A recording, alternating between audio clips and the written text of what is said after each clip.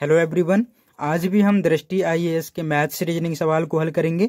इस क्वेश्चन में भी बहुत सारे स्टूडेंट्स जो हैं गलत आंसर पे टिक लगाए हुए थे, तो इस वीडियो में जानेंगे उन्होंने गलतियां कहां पर की होंगी और इस तरीके के सवाल को कैसे हल किया जाता है।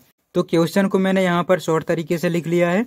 हमारे पास 4 ऐसे भाजक हैं जिनसे उस संख्या को भाग देने पर शेषफल 3 प्राप्त होता है और 9 ऐसा भाजक है जिससे वह संख्या पूरी तरीके से विभाजित हो जाता है। तो इसे हल करने का मैं 2 तरीका बताऊंगा। सबसे पहला तरीका तो ये है कि इन सभी भाजक से एक एक करके इन सभी ऑप्शन में ट्राई किया जा सकता है भाग दे करके, और दूसरा तरीका है जिसे मैं अभी हल करके बताने वाला हूं। तो सबसे पहले आपको क्या काम करना है, इन सभी भाजक मतलब 4, 5, 6, 8 इनका एलसीएम ले लेना है।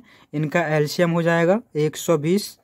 अब इसके बाद यहाँ पर देखिए इन चारों भाजक के बीच में कितने कितने का अंतर है। यहाँ पर 4, 5, 6 एक एक का अंतर है और डायरेक्ट यहाँ पर 2 का अंतर हो गया है, तो हम यहाँ पर 2 का गुणा कर देंगे। अब इसके बाद इन चारों भाजक से उस संख्या को काटते हैं तो शेषफल कितना प्राप्त होता है 3, तो हम यहाँ पर 3 को जोड़ देंगे। अब यहाँ पर इनका गुणा हो जाएगा तो 12 दूनी 24, 240 आ जाएगा प्लस 3, तो यहाँ पर प्राप्त हो गया है 243। इस क्वेश्चन में हमें 243 ऑप्शन डी में है, तो डी इसका आंसर हो जाएगा। अब इसके बाद इसी क्वेश्चन को हम दूसरे विधि से हल करेंगे। इससे प्रूफ हो जाएगा कि 243 जो आंसर प्राप्त हुआ है वो सही है या गलत। तो दूसरा तरीका है जिसे हम कहते हैं बेसिक तरीका।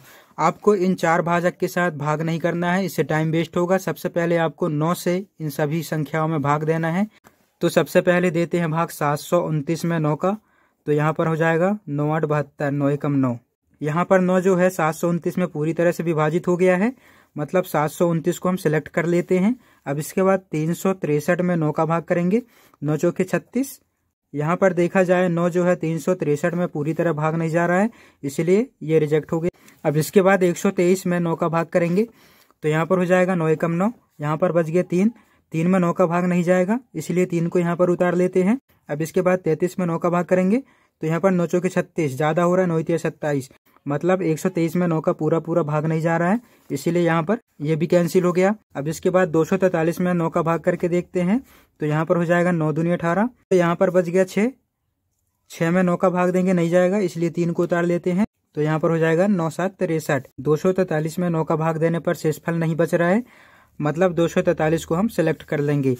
अब इसके बाद हमने सिलेक्ट क्या किया है 729 और 243, तो 729 में 4 का भाग करके देखते हैं, तो यहाँ पर हो जाएगा 4 एकम 4, यहाँ पर बच गया 3, तो यहाँ पर हो जाएगा 4 8 32। अब इसके बाद 9 बचा, 4 दूनी 8, बचा 1, लेकिन शेषफल कितना बचना चाहिए 3, और यहाँ पर बच रहा है 1, मतलब ये वाला जो है रिजेक्ट हो गया।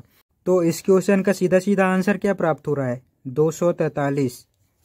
जब हमने 9 का भाग 729 में दिया था तो पूर्णतः विभाजित हो गया था, इसी तरह 9 का भाग 243 में दिया था तो भी पूर्णतः विभाजित हो गया था, लेकिन 729 में 4 का भाग किया तो शेषफल कितना बच रहा है 1, और शेषफल कितना बचना चाहिए 3, तो 729 जो है यहीं पे रिजेक्ट हो गया और इसका सीधा सीधा आंसर हमें प्राप्त हो गया है 243।